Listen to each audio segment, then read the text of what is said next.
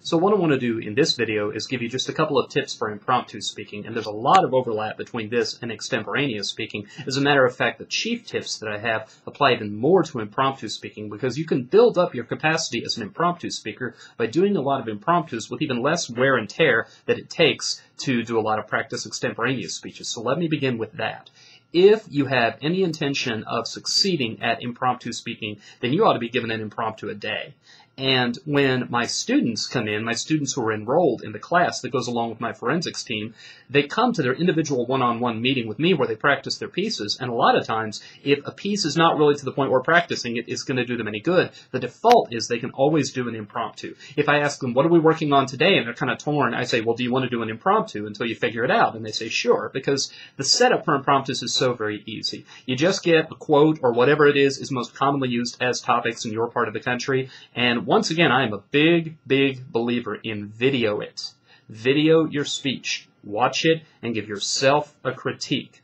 If you do that and do it a lot, the degree to which you are willing to commit to doing it is a degree to which you are going to improve. So if you do it every day, you're going to see some very rapid improvement. And if you do it a couple of times a week, you're going to see moderate improvement. That, pretty much nothing can replace that. So that's my first tip.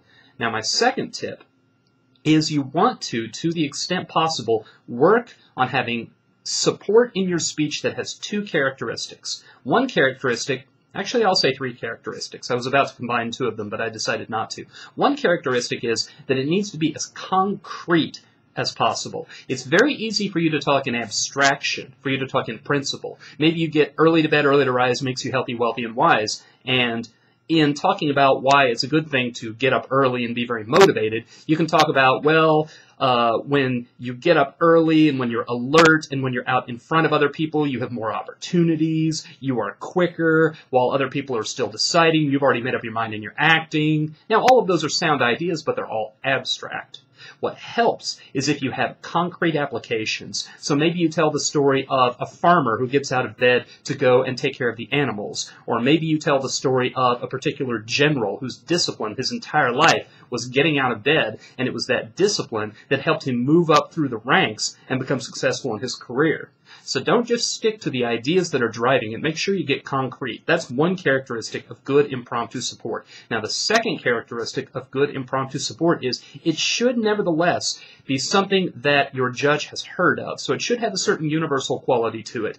The lowest tier concrete support is for you to tell stories of things that happened to you. Stories that are kind of insider knowledge. Maybe your friends know about them, maybe your family knows about them. And if you feel stuck, if you can't think of anything at all, it's okay to use that as support. But if your judge doesn't know any of the people involved and doesn't know the context that goes with it, then that support is not as effective as it could be.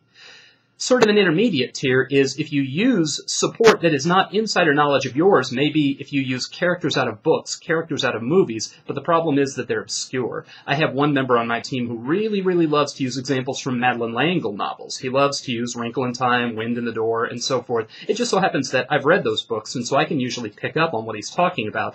But a fair number of his judges haven't read the books, aren't familiar with her, and that kind of support is just not as compelling to them. So if you can, try to use support that is not only kind of universal, but you are reasonably sure that the judge has heard of it. So I have another one who's very fond of using Star Wars. Now, the balance that you have to strike is there are some forms of support, there are some illustrations that are so universal and so instantly recognizable that they've been overused, and you don't want to resort to that. The joke on our team is Gandhi, Mother Teresa, Martin Luther King. We had one round at an on-campus practice tournament that we did where every single speaker used those three people as their support, and that was all of their support. And by the end of the round, it was getting downright funny because they had all waited out in the hall because we were using single quotes and having everybody talk on the same quote. And when every person used the same kind of support, that's when it struck them. This is just grossly overused. Let me give you a little description of what the college kids are currently doing as sort of what the expected standard is for support in an impromptu speech. What they try to do is they try to mix it up and diversify it. So very often I will hear one example to back up their interpretation of their topic that comes out of politics, or government, then one example that comes out of literature, and then one example that comes out of sports. And that shows that they're well-rounded, they're showing off their knowledge from a lot of different realms. Now, the problem is, even that gets to where it's repetitive, and when I judge too many rounds of impromptu at college tournaments, I can almost do the preview of the main points for them. So we'll see how this applies in politics, then we'll see how it applies in literature and the arts, and then we'll see how it applies in sports. And when you hear 4 or 5 speeches in a row that do that, then that kind of loses its novelty, and it becomes harder to distinguish the competitors that way. But you still might think, if you can find illustrations, examples of what it is you're talking about that come from different areas of life, it is kind of impressive, as long as it's not the same areas over and over and over again. I remember one impromptu speech I heard almost a year ago, and I'm still impressed that this young man was able to pull this off. His 2 main points, they were both just one extended example. The first main point was Jackie Robinson, and the second main point was Miles Davis. So one was an athlete, one was a musician, both broke color barriers, and he knew about them a lot. So he talked about them in great, great, great detail, and the speech was really very well developed. So that's the kind of thing that you ought to think about when you are pulling together the support for your impromptu speeches. Now, that's kind of easier said than done. So my third tip, what you should do if you want to be a successful impromptu speaker, this is a tip that I got years and years ago when I was at Arizona State. One of the assistant coaches who worked with the speech people had been the college national champion in impromptu, and one thing he was a big believer in was the impromptu notebook.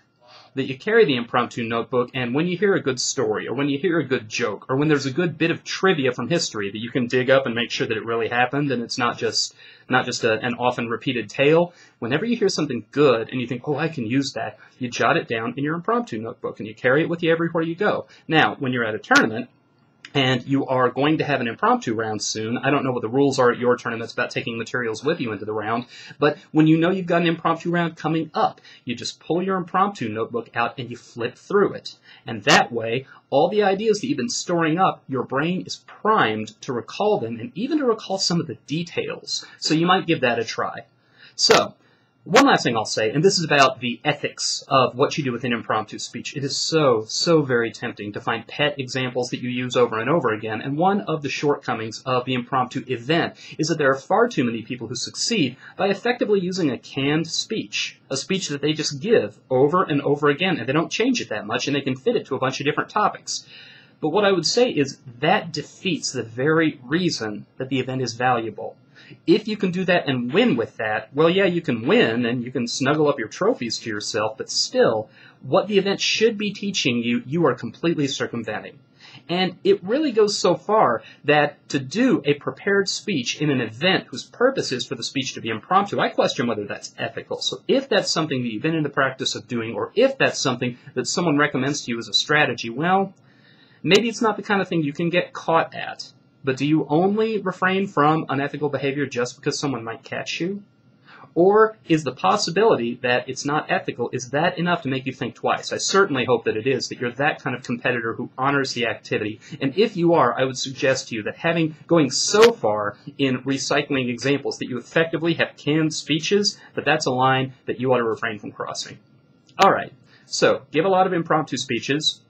Give some thought about how to make the support very concrete and diversify it so that it comes from a number of different fields. And the way that you do that possibly is by keeping an impromptu notebook. And along the way, do your best to keep from giving canned speeches. Those are my thoughts on impromptu speaking, and if you've got questions about it, you got the email address to send them to.